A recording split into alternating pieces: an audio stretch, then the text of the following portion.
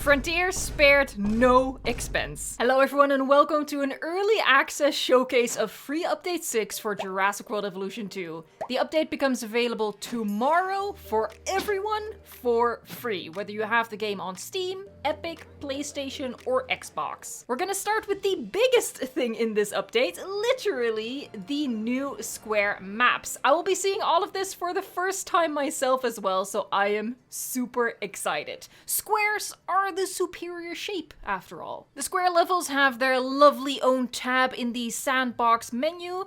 We have 9 square maps in total: Tropical, Alpine California, Desert, Temperate Autumn, Temperate, Taiga Canada, Alpine Biosyn Sanctuary, Taiga Sierra Nevada, Mediterranean. And on top of the 9 square maps, we also have 3 expanded maps. So we are basically getting 12 new maps. And that is why I had to put the map showcase in a different video. So you will find that on the channel shortly. I will show you all 12 new maps, and trust me, they are worth their own dedicated video. The 3 expanded maps are for Southwest USA, San Diego, and California. The expanded versions of those maps get rid of the weird cutouts. Frontier gave us the Jurassic World Zipline attraction for free on the first anniversary of the game, and now they've added, again for free, the 2 other variants. So the DFW in the middle and the Jurassic Park variant on the far right. And this is going to be very helpful for people who have the game on an older console, because now you have the zipline attraction in the other building eras as well. We don't have different ones for Malta and Biosyn. For Biosyn, it makes sense. The Biosyn building set has always been supplemented with DFW buildings. The Malta one might be a little bit of a shame, but then again, when you look at the Jurassic Park zipline building, I really feel like in terms of style, it wouldn't stand out too much along with the Malta building. So I think this will blend in quite nicely with that building set anyway. We now have all foliage types on all maps as far as decorative foliage. So not over here. Here we still just have like the basic tree tools and foliage tools as we're familiar with. The same with the terrain paints. It's still just limited to the biome you are on. Just to clarify, it's not the terrain brushes, it is the individually placeable foliage that you can now pick from any biome no matter what. So for example, we are now on a Pennsylvania map, which would be this tree set right here, which is awesome, but also very limiting. But as you can see right here, as I scroll through this menu, we have everything. We have temperate, Alpine, Desert, Mediterranean, Taiga, and Temperate Autumn, and Tropical. So there you go, placing a tropical tree on a Pennsylvania-style map. Or how about the superior fluffy bush, and you can now combine that lovely with one of the red trees and combine it with, here you go, a Mediterranean tree. This one actually fits really well in this biome. Ooh, I love this so much. There, you can have a palm tree, you can have a cactus, you can have whatever you want. If you're a glutton for punishment, you know, if you really hate yourself, if you've been naughty and you feel like you don't deserve having all foliage types on all maps, you can actually switch it off. So you can see right here in the options, in the sandbox settings, decoration foliage, you can choose to have all biomes, or you can say, hey, no, I didn't do my homework today, so I'm only going to use the current biome. Also keep in mind that unfortunately, even though you haven't been naughty, you deserve better. The people who play Jurassic World Evolution 2 on older consoles don't have this option. The all biomes option is unfortunately not available if you have the game on PS4 or Xbox One. If you have the game on PS5, on Xbox XS, or on PC, you do have this option.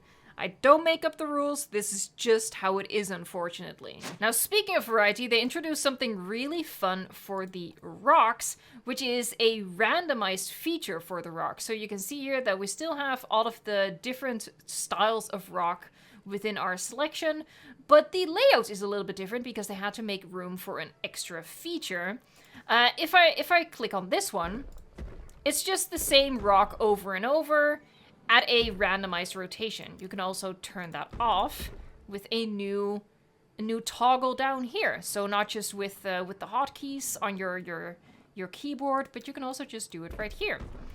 However, if you want more randomization, you can click this one here, Random Alpine Rock. So what this does is it'll pick a random rock from these 5. So let's put it to the test. Bam, there, and you see that it completely randomizes it. Keep in mind that it stays limited within the type of rock. So for example, I now have Mediterranean selected. It will always just select a Mediterranean rock. It will not suddenly switch over to tropical, for example. Super, super, super handy. Another handy feature, if we go into buildings, let's say we want to place a lot of these, a lot of viewing galleries. What you had to do previously is place it and then, oh no, my cursor is empty. So I have to go back over here, select it, and place the next one. Oh, cursor is empty again. Kind of annoying if you want to build like a huge arena or something. So what we can do instead now is if we grab it and we hold down Control, I think. There, I'm holding down Control. And now the cursor stays full, so you can place as many of the same building as you want. You actually don't need to hold it the entire time. Just hold it as you click. So Control, click, Control, click. So kudos Frontier for implementing this. Really handy. Here we are in one of my work in progress parks, so I can show you some of the new features. So what you'll notice down here is that with the time controls, we actually have an extra feature, which is slow motion. So let's, for example, move over to the Rexes over here. And slow. There you go. Look at the Herrera panicking in the background. This is wonderful. We've been wanting this since the start. It was part of Jurassic World Evolution 1, so it was a really strange omission, but it's finally back. I was also given early access to the new Feathered Species pack, and we'll be doing a showcase video for that as well, using slow motion quite a bit. You will find that video on the channel. Subscribe to see what awesome parks I will be building with all of this new content. I'm not actually done showing you all of the new content though. So it looks like they've actually changed up capture mode itself quite a bit as well. They haven't just added the new cinematic camera, they've also just changed the UI of capture mode itself. For example, the time controls that used to be part of this, you now just access through this main UI down here. I don't see it as part of the what they now call the manual camera type. Let's switch over to the cinematic camera. All right, so now we have the cinematic camera selected. There was a little bit of a glitch. That might be because I am in early access. Here you go. So there's, like, it gets darker for a little bit. I'm sure that'll be patched out very shortly when it comes to you guys as well. You can see the camera just panning around, looking absolutely gorgeous, and you can customize this cinematic camera in many, many ways. Oh my god, this looks so good. Like, this is a really nice showcase of my park right now. Oh my god, look at that. That looks so, so great. This is a really exciting new way to be experiencing our own parks, honestly. And as I said, we can customize this. So for example, if you don't want this showcase to include the camera feature for the dinosaurs, you can actually turn that off. So at this point, we will not be visiting the Euoplocephalus as we did before. You can also say turn off the park teams, maybe turn off ranger posts, turn off the feeders, you know, that sort of stuff. So it only visits the viewing galleries. And you can customize it even further. So you can say we visit all viewing galleries, or maybe just the viewing galleries on land, maybe just the lagoon viewing galleries. So you can do so much with this and really just create your own movie for your park. Now let's get into something else truly worthy of the hype, and that is 2 new attractions that they've added to the game, which is the log viewing gallery right here and the dome viewing gallery. So let's whip it out. This is my first time seeing it, so oh my god. I have a really big smile right now. Look at That's so cool. All right, so it automatically selects an entrance building, as you can see. It has selected the DFW entrance building, but if you have the game on a new console or on PC, you can actually switch to a different style. For example, right here we have the Jurassic World building style and the Jurassic Park building style. Okay, actually we might as well place like all of them, right?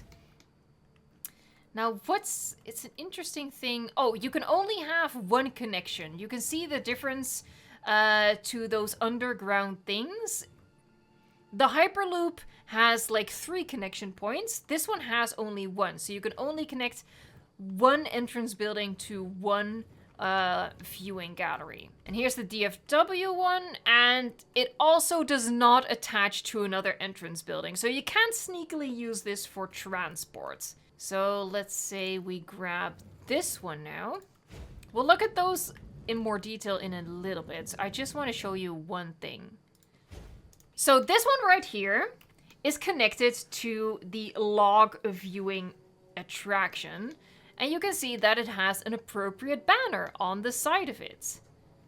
And this one right here is connected to the viewing dome right there. And it also has an appropriate banner attached to it. That is a really lovely attention to detail. All right, let's look at the dome. So there it is. You can place this one in regular enclosures and also inside your aviaries. Really lovely design. This design does not change based on the era, but it has a really like generalized design. It really doesn't stand out too much as either Jurassic World or Jurassic Park or DFW. I feel like it's a good fit with everything. And here we have the view, and we can also switch up the cameras. Of course, the main attraction is this one right here, and it is the log viewing gallery, as we saw in Jurassic World 2015. I love the little ladder. So there's like an access point on the end there. There is. Oh my god. Yeah, there's like a little staff entrance. Oh, I was hoping I could read that. That would have been funny if that had like fun Easter eggs. So yeah, it's just a really big log on 2 supports. Obviously, that is how it is connected underground to the entrance building right there. So that's where our visitors go up and down. It has glass on either side. It has these information panels.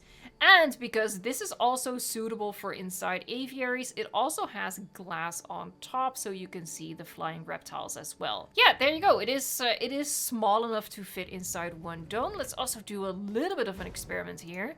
How close can you get them? The distance between them is quite a bit, but there, with the trees, you can pretty successfully hide the connection point or the lack of connection point between the 2 log viewing galleries.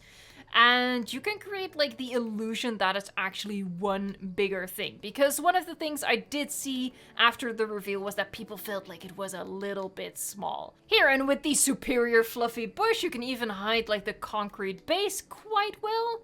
So this is really, really nice. I think that this is absolutely brilliant. It's such a fun new thing to have in the game. Looks gorgeous. I can't wait to use this creatively in my park builds. It's gonna be a lot of fun to incorporate this in different ways. Before we move on, let me quickly show you the max distance between the entrance building and the corresponding viewing attraction. So you see here that there is a maximum distance here. You can't stretch it further than this. There is one big mystery in this DLC, and that is the lack of trash. You might recall a week or 2 ago, I did a short pointing out a new placeable item hidden in this Frontier post that revealed the DFW zipline. While this is 100% not one of the previous decorations we already had, it's also not something new in this update. Update 6 comes with no new decorations at all.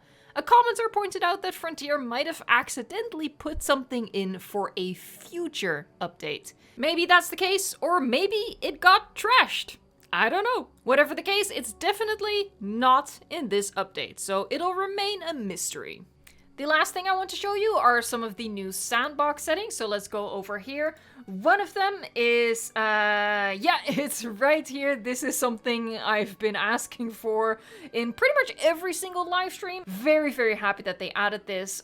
Two other features or sandbox settings that they added, I think they're gonna be in here. Well, one of them is, we have the income tax, which reduces how much income your park generates. At higher income, a larger proportion of income is tax. I can't believe people asked for taxes. This is... Taxes make my palms sweaty, okay? I don't like it. It just makes me nervous. Alright, and the other one is wild capture frequency. Control how often wild capture events will occur. You can see right here that I can't change it right now. It's set to none. I can't change it.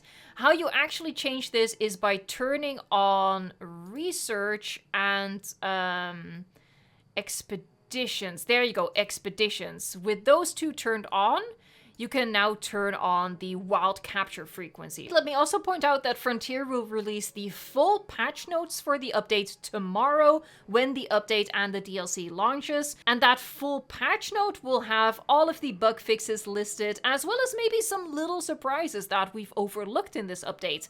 I will be doing a video on the full patch notes just so you know everything there is to know about this update. Subscribe so you don't miss out on any of the news and of course the creative building content for the game. A huge thanks to Frontier for giving me early access, but even more so a huge thanks to them for everything they've done in this update. It's so clear that they are listening to the community, and I think that's just awesome. We want low decorative fences in the new update, Frontier, just saying. Do with that what you will. Overall though, I think this free update is honestly the best we've had so far, and that really is saying something because we had some truly, truly great free updates already, but this one takes the cake. It just has so much of the stuff that we've all wanted, stuff that I specifically wanted, so I'm really, really happy with that, and I hope that you will enjoy this free update as well. I think it's gonna bring a lot of people back to the game. And then if you're looking for some building inspiration, tips, and tricks, you can find that on my channel. Thank you so much for watching, liking, subscribing, and until next time, enjoy the updates.